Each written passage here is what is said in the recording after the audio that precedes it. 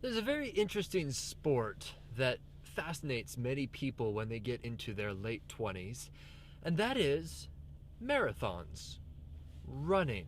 Running for long distances. I don't understand it, but for some reason, a lot of my friends are suddenly getting into running. And I'll be honest, I'm experiencing that too. I've always really liked to run, to go out on jogs, enjoy the great outdoors, but I've never really been driven to run a marathon. Until a few years ago, Liz and I signed up for the Seattle Marathon. Now, she did the half marathon and I did the full marathon. 26 miles is a long ways to run. You get to a special point. It's a very, very special moment in a marathon when it's around 19 miles. And you realize to yourself, as you're running along through excruciating pain, I've got about another hour of this. Maybe a little over an hour, maybe a little less than an hour, depends on your pace. But you think at that moment, I'm in a lot of pain. I'm going to have to keep this up for quite a while longer. And to get over that mental hurdle, it's very difficult. I'll be honest with you. So if you've ran a marathon before, you know what I'm talking about. It's a very strange moment. Well, sorry, I was just looking at a guy who was parked in the middle of the intersection. I don't think he realized he was. I think he was on the phone. Anyway, that's why I stay alert, stay engaged. Marathons. Now, when people run a marathon, sometimes they don't stay alert. They don't stay engaged. They sort of, in my own words, they mentally check out.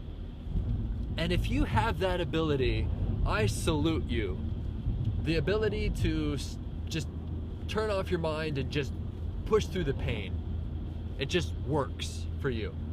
And I can do that.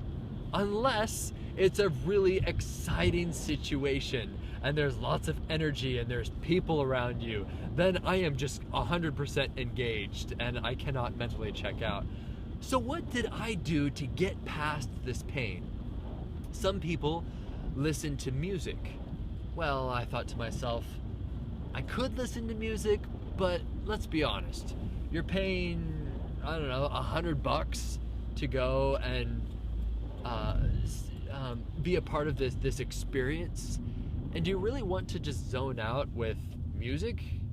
And don't you actually want to like sort of take in everything? Because I don't know about you, but when I listen to good music, I tend to just kind of focus on the music.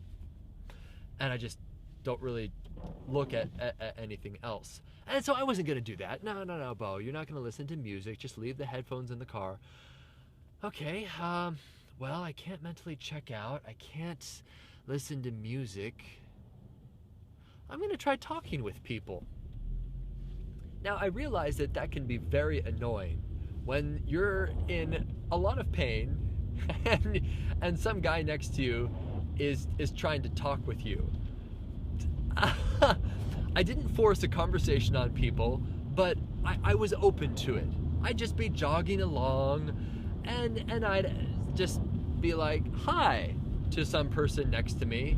And if they're just like, hi, and they were just like focused and they just kept going, I didn't push it any further. But if they reciprocated, if they said something to the effect of, hi, how are you doing? I'd be like, fine. You know, we'd talk about the race, where they're from. And I found that I've done that with quite a few races, whether it's a mud run, like the Tough Mudder or the Warrior Dash, the Spartan race. But the first moment was really this Seattle Marathon, when I reached out to people, and if they reached back, I would talk with them. And sometimes the conversations lasted 15 minutes. Sometimes the conversations lasted 30 minutes. And it's a great way of distracting your mind. And it also forces you to listen because you can't talk too much.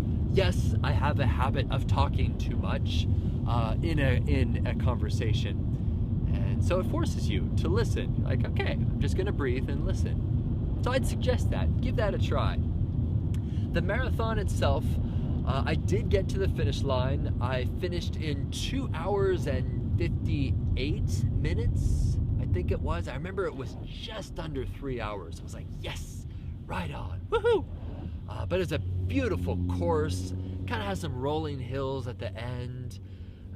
But I'll tell you that the weirdest feeling ever is when you're running along the streets of Seattle and you don't hear anybody. No cars, no clip-clop of police on horses. None of that, just feet. If you've ever read The Hobbit, J.R.R. Tolkien describes the goblins running through these tunnels hewn out of rock, and so they're hard and they're very echoey. And when the goblins run along, they have flat feet that sort of slap the ground, and it echoes through the cavern and through these tunnels. That's what it sounded like, only there were thousands upon thousands of these feet just kind of slapping the pavement. And this was at the very beginning, when you're all just sort of clustered together. They've closed off all of these streets, so it's just people, no traffic, no nothing, just people running. And then there's BeauCh saying, hey, how you doing? No, at that moment, it was a magical moment. I was just quiet and I just listened. But later on, around like an hour and a half or 2 hours, you're like, okay, I'm gonna see if someone around here is like, hey, where are you from? And they're like, I'm from Virginia. And it's really interesting to meet people from Virginia. You talk about that. So reach out, be friendly. Don't be so full of yourself that you just zone out. You know, I ran 26 miles and I don't remember a thing. But look at this medal I got. Yeah, it's a very expensive medal.